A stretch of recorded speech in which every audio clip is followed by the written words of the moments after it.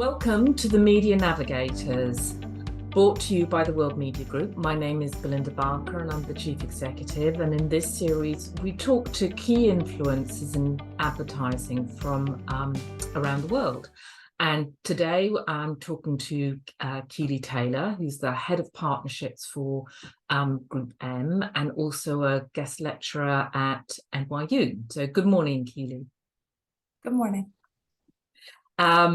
Now, I first came across Kieley at the Cannes Advertising Festival in June earlier this year. I was listening to a panel which Kieley was on, which was talking about funding news and fighting disinformation. And it was fascinating. And GroupM had a very specific approach to this. Unfortunately, I had to leave before the Q&A, and I ended up with so many questions that I wanted to ask Kieley. So that's why we're here today. So hopefully answer some of those questions. But before we get into the meat of it, I really wanted to ask you, Kieley, what exactly does being a global head of partnerships at GroupM, what does it mean? Some of our audience are perhaps younger or working within brands, so that they might not be that familiar with GroupM as a business. Sure. So just off the top, GroupM places about 1 out of every 3 media dollars globally. So we find appropriate context for advertising to appear. We look at audiences, we look at price point, so that brands can really deliver the outcomes that they want, whether it be salience, sales, etc. And so what my role is specific within us being a media agency is looking after those most scaled partners or those that have the most points of differentiation so that we can really help for our brands to stand out, whether it be through data and technology access, valuable pricing, or more and more through a lens of what are value aligned places for advertisers to appear.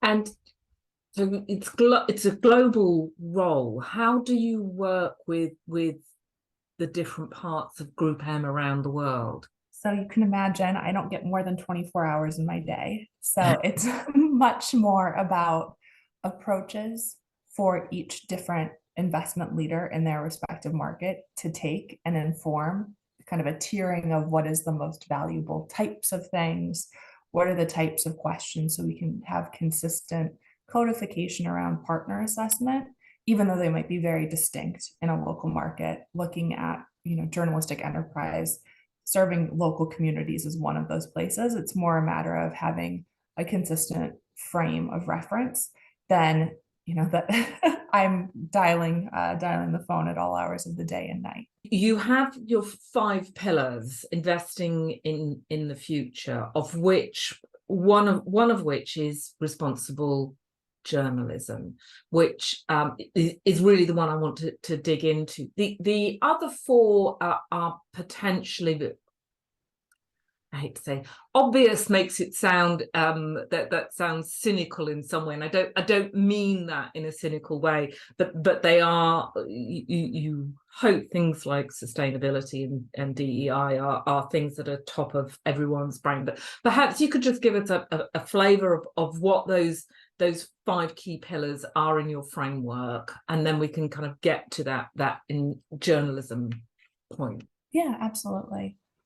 So we agree that they're imperatives. That said, when it comes down to the world that we're living in with kind of zero-based budgeting or quarterly earnings that are driving a lot of maybe more short-term decisions, this helps us to keep a lens more short and long-term around the types of strategic relationships that we wish to broker.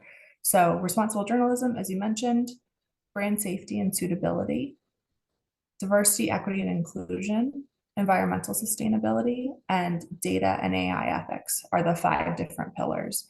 And you can imagine that there's all kinds of intersectionality amongst publishers or platforms across many of these different themes, if not all, but it really is more a matter of helping for brands who have really specific ERG or CSR types of value alignment to find best fit partners. We also tend to find that D&I, diversity, equity, and inclusion, is fundamental to responsible journalistic enterprise. Those journalists, those reporters understand their audiences, the communities they serve better than anyone. And as we get away from a cookie-based world sometime later next year, the value of those audiences and the authentic relationships that those journalists have built over years, I think will really come to the fore, and we'll be able to see not only the integrity in the environments, but also that they naturally are supporting whatever look or affiliation that a community might have as its majority resident. A little bit different than the more opaque cookie worlds that we're still kind of 1 foot in, 1 foot out of right now. Interesting. I'd love to dig more into that short and long termism discussion, but I don't think we've really got time to on today's podcast, but maybe that's a subject for a future, particularly in the current kind of election and the economic environment that we're in at the moment. It is extremely topical. But could we get into why? I'm very interested why, as an agency, you feel supporting responsible journalism. Yeah, so there's the very kind of hard-nosed business answer. So I'll start with that. We are, in fact, a for-profit organization, and strong competitive forces choice helps to drive innovation and a plurality of opinions. So it's beholden upon us to make sure that different types of narratives are represented and in a credible way. So in this kind of precipice that we're on of post-truth being a societal value, it's critically important that we're reaching out and helping directly to invest in those that are telling authentic and true narratives. And then you had touched briefly upon some political cycles that are going on both sides of the pond. I think they're going to be watched with a lot of interest, if not trepidation. And so functioning democracies require for there to be the fourth estate.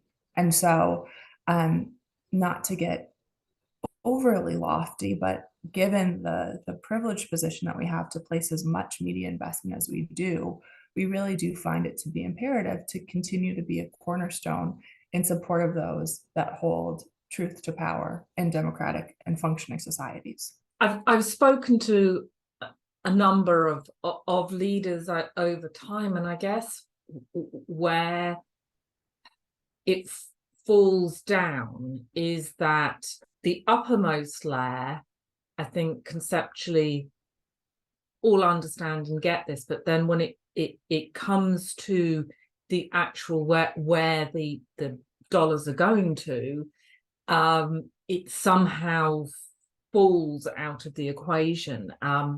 So one of the things you specifically talked about when you were in Cannes was about possibly auditing the amount of news that you, as an agency, were funding, or not funding, but supporting.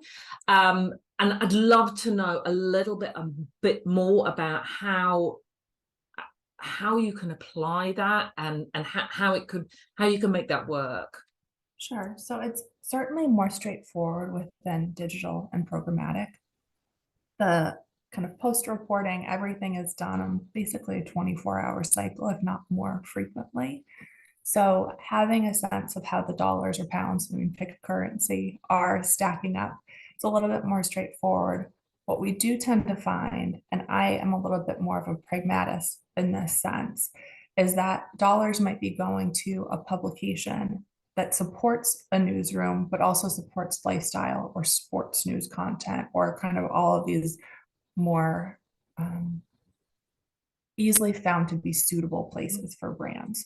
And so it is a little bit right now that we're looking with that much wider lens of a publisher when they do support a newsroom versus hard-nosed investigative journalism exclusively. So that's where we are from a print perspective, and press. It's a little bit more challenging, just in the sense that there's not the same automated means for us to get reporting. It's just a much more manual process. And when we think about the assets that any given advertiser might have, it tends to be by default that they will have some amount of digital assets created, banners, videos, the like. Whether or not they have gone the extra mile and paid below the line, so the types of things that brand marketers tend to get KPI'd on, how much of your media, or excuse me, how much of your overall budget works for you, meaning distribution, and how much of it is below the line and non-working, which isn't a fair representation, but it is the way, kind of the terminology of the business. Whether or not they're creating those physical assets can be challenging. We also are seeing, from an environmental sustainability perspective, you could imagine that if you can pull off of a green energy source and you can have cloud-based ad serving, that it's a relatively less energy intensive process to invest in local news and have adjacencies with news content. Whereas with the creation of a physical medium, newsprint or press, we're working really closely to make sure that we're not using a broad brush to say that something is not appropriate from one of the contexts of the 5 pillars. I'm getting a little bit meandering in my answer, but the one point that I'll close on for this bit is that the other thing that we have to be really, really cognizant of, going back to the kind of the functioning of democracy, is how is it that a population can have access to credible news information when there are paywalls, when they have to have access to broadband digital internet. When we did a lot of work around public health, when COVID-19 was first kind of recognized as a pandemic, we saw that going to radio broadcasters was a huge and powerful medium to mass distribute public safety messages, as were local press publications. So making sure that credible information is not tiered within society is super important. And so just to impress the point about the intersectionality of those different pillars of responsible investing. Have you found, have different parts of the world reacted to this more positively than others? I'm sure, I mean, I guess there are certain markets where this is going to be incredibly difficult to do. So I think the short answer is yes. Yeah. You've noticed I have not had a lot of short answers. I will mention we've done a partnership with Internews, who is using a consistent rubric to set a floor. So ensuring that the organization is not under any sanctions, ensuring that there are bylines for the actual people who are doing the reporting of the stories, that they have retraction policies if something is found to be incorrectly stated. And so what we have found is that in some different marketplaces, there is a higher kind of moray or standard to journalistic enterprise, but we have found comfort that the floor is credible and consistent and allows us to have a breadth of local news sources for consideration in the markets that we've been able to partner with Internews to review. How wide is Internews now? I mean, do they have a cover all the major markets around the world? Yes, so we've been partnering. We tend to go on a billings basis with them in terms of where we're looking to expand from a market perspective. So you could imagine kind of former EU5 being the first place that we started within the EU, but they have since expanded. They've got coverage into MENA, they've got coverage into Latin America, within North America, et cetera. So they've got a really scalable approach to the market, and we've also really appreciated that they have gone to great lengths to find researchers that are local to the country that we are having reviewed, because some things, Google Translate is not the end all be all for understanding cultural nuance. And so we do appreciate kind of the consideration that they've taken to be authentic and credible as they approach each new market. So going back to the kind of the commercial part of this sort of conversation, what do you think it is that makes brands and agencies resistant to allocating budget to journalism brands? So I think there's kind of, well, I'm sure there's more than two, but I'll start with two answers. One is that a lot of the distribution today is coming off of digital distribution, where there are not the Ofcoms of the world who have kind of set regulatory requirements, and there's not finite broadcasting airwaves, as it were. So the actual amount of rogue action is vastly greater within digital, which has meant that there's a bit of a recoil or a want to return to some element of safety. I think also the way with which digital is automated means that there's just so much more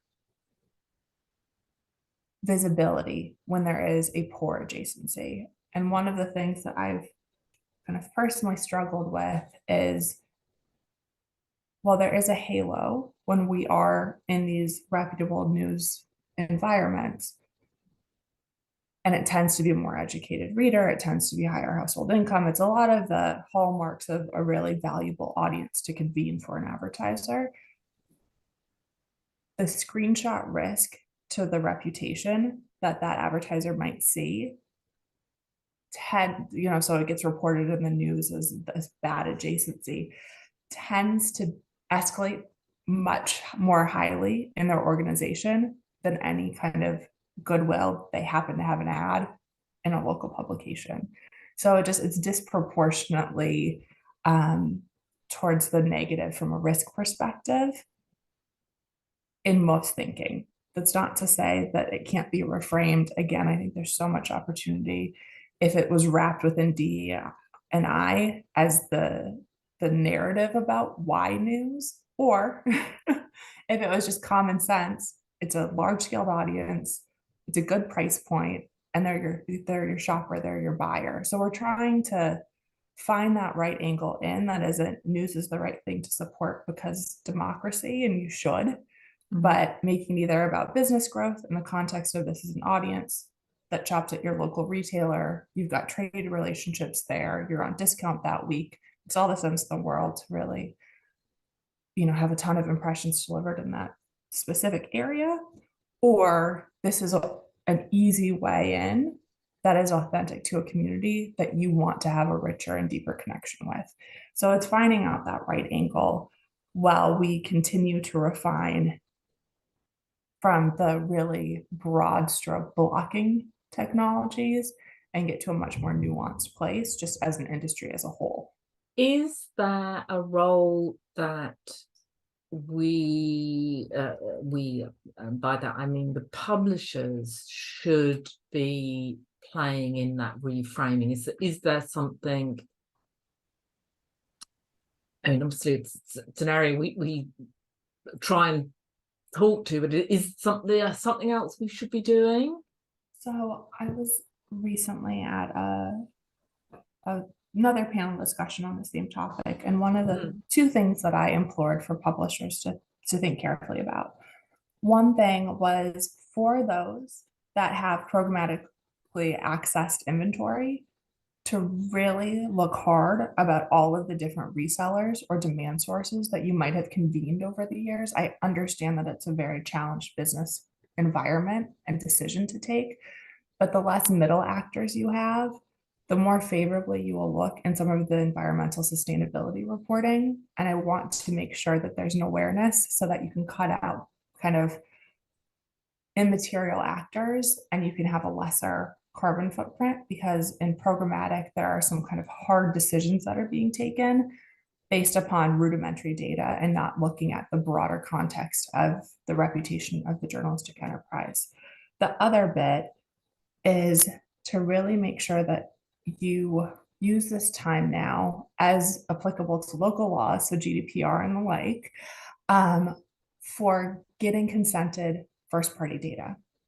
You will become a beacon of authentic and consented identity, which is going to be more and more valuable to advertisers as cookies go away. So now would be a good time to get your house in order. And once we have a data match, then game on. And we know exactly what to do when we have matching data, and we can have really personalized creative delivered within that kind of context. So it's kind of a help us meet halfway with the business transformation, understanding that there are huge resource constraints on the newsrooms themselves, let alone where you're going to find a data scientist in the local community that you serve. So hoping to find through, consortiums, coalitions, fractional support, ways with which we can get to a place that we can more easily integrate and operate in this cookieless world as we go forward. I think certainly the brands who make up the World Media Group are on that journey. They're in different places on that journey, but that is definitely the direction that they're moving in. Finally, on a personal note, what news brands do you consume?